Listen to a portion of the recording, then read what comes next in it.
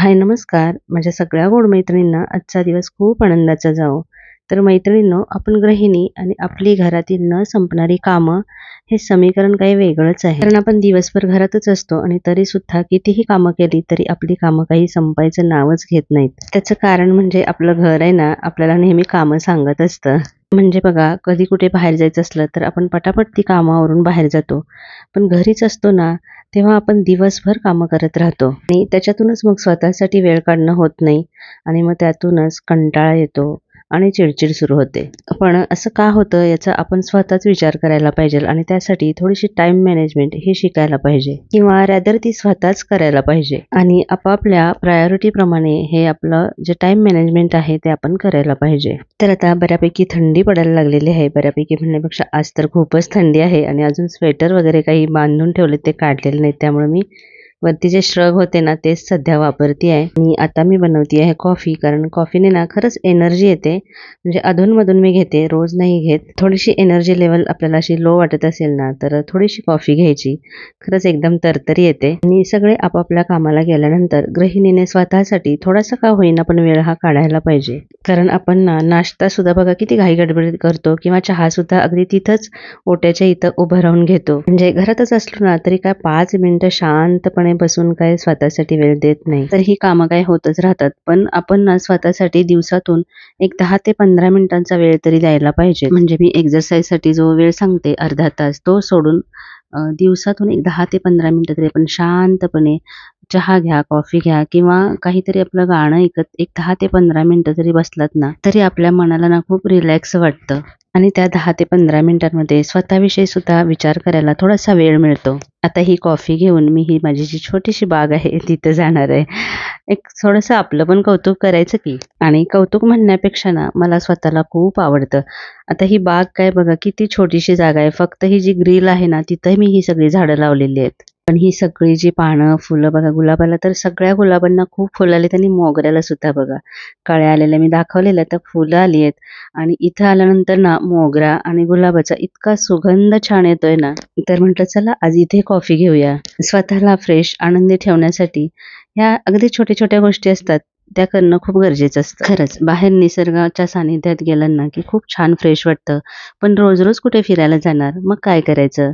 तर एक छोटासा निसर्गच आपल्या बाल्कनीमध्ये तयार करायचा. बाल्कनी हा प्रकार आहे ना तो मला खूप आवडतो. म्हणजे घरामध्ये एक खोली कमी असली तरी चालेल, पण बाल्कनी मात्र असायला हवी.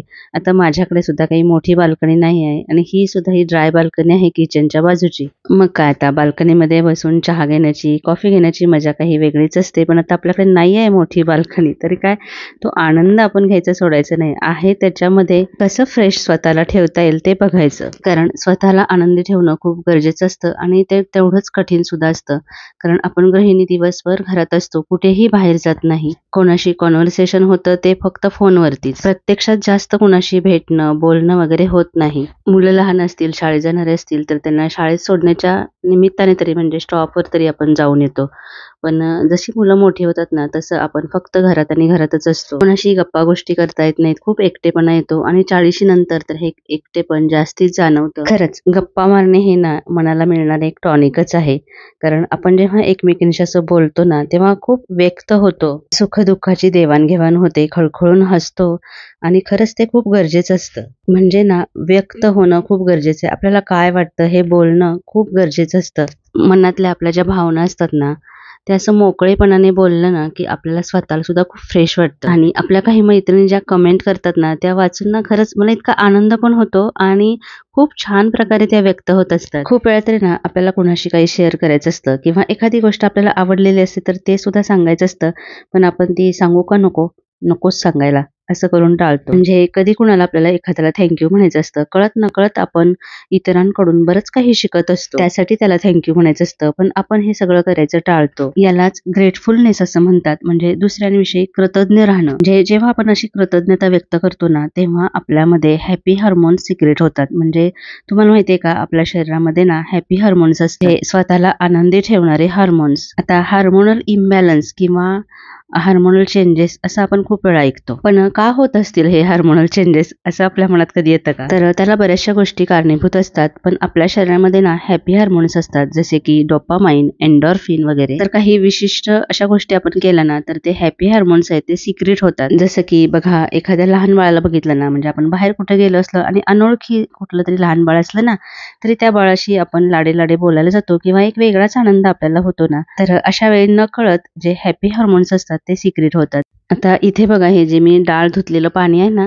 तर ते झाडांना घालतीये, तर त्याने ना झाडांची ग्रोथ खूप छान होते. दुसरी गोष्ट म्हणजे नेचर. आपण जेव्हा निसर्गाच्या सानिध्यात जातो ना, तेव्हा आपल्याला बघा आपोआपच खूप आनंदी, फ्रेश वाटायला लागतं. तर तिथे ना आपली ऑक्सिजन लेवल सुद्धा इन्क्रीज होते आणि त्यामुळं आपल्या शरीरातील जे डोपामाइन, एंडॉर्फिन हार्मोन आहे ना, ते सुद्धा सिक्रेट होतं आणि त्यामुळे ना आपण कुठे बाहेर फिरून आलो की आपल्याला फ्रेश वाटतं. म्हणजे काही व्यक्ती बघा खूप प्रेमळ असतात, म्हणजे त्या दिसायला सुद्धा चेहऱ्यावरून समजतं की त्या खूप प्रेमळ आहेत आणि ते ना नेहमी आनंदी असतात. जेव्हा आपण दुसऱ्यांना प्रेम देतो ना, दुसऱ्याविषयी कृतज्ञता व्यक्त करतो, तेव्हा आपोआपच आपण आनंदी राहतो. आता तुम्ही माझ्या ब्लॉगमधून नेहमी बघत असाल की मी नेहमी कृतज्ञता व्यक्त करत असते. मी कोणाकडून काय शिकले हे नेहमी सांगत असते. कारण जेव्हा आपण अशी एखादी विषयी कृतज्ञता व्यक्त करतो ना, तेव्हा आपलं मन सुद्धा मोकळं होतं, आनंदी होतं. अजून एका गोष्टीने आपले जे हॅपी हार्मोन्स असतात ते सिक्रेट होतात, म्हणजे वॉकिंगने.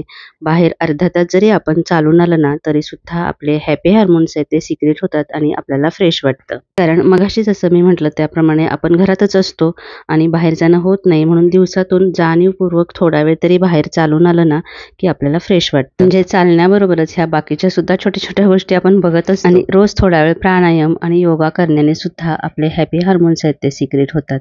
तर आता इथं मी आलेले आहे बाहेर. बघा, माझा चष्मा बनवायचा आहे, त्यासाठी आलेले आहे. कारण तुम्ही बघत असाल की नेहमी जेव्हा मी आउटडोअर शूट करत असते, बाहेर असते ना, तेव्हा नेहमी चष्मा घातलेला असतो, कारण मला लांबचा चष्मा आहे.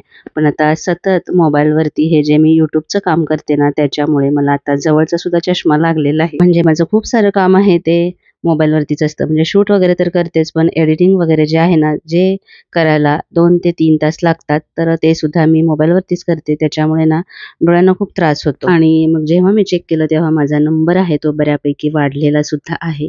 त्यामुळे मला आता चष्मा चेंज करायला पाहिजे. YouTubeवरती काम करून जसा आनंद मिळतो ना, तसे काही हे थोडेसे प्रॉब्लेम सुद्धा फेस करावे लागतात.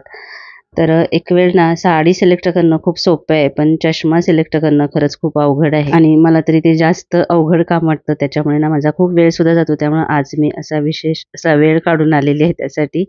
बरेचसे चष्मे ट्राय केले, म्हणजे सतत चष्मा वापरावा लागतो, त्यामुळे तो सगळ्या आउटफिटवरती चांगला दिसेल हे बघावं लागतं. म्हणजे ड्रेसवर आणि साडीवर सुद्धा तो चांगला दिसायला पाहिजे असं माझं मत असतं. बऱ्याच फ्रेम आहेत त्या मी ट्राय केल्या, कशा दिसतात वगैरे, आणि शेवटी एक चूज केलेली आहे. तर ज्यांना ज्यांना चष्मा आहे ना, त्यांना हा अनुभव असेल. आणि हल्ली तर आपल्याला प्रत्येक गोष्टीमध्ये भरपूर ऑप्शन मिळतात आणि जेवढे ऑप्शन जास्त ना, तेवढं आपलं कन्फ्युजन जास्त होतं. तर त्या बराच वेळ ट्राय केल्यानंतर मी ही एक चूज केलेली आहे. तर इथंच आता हा आजचा व्हिडिओ आहे तो स्टॉप करते. आजचा व्हिडिओ कसा वाटला हे मला नक्की कमेंट करून सांगा. आणि आता जाता जाता व्हिडिओला लाईक करायला अजिबात विसरू नका.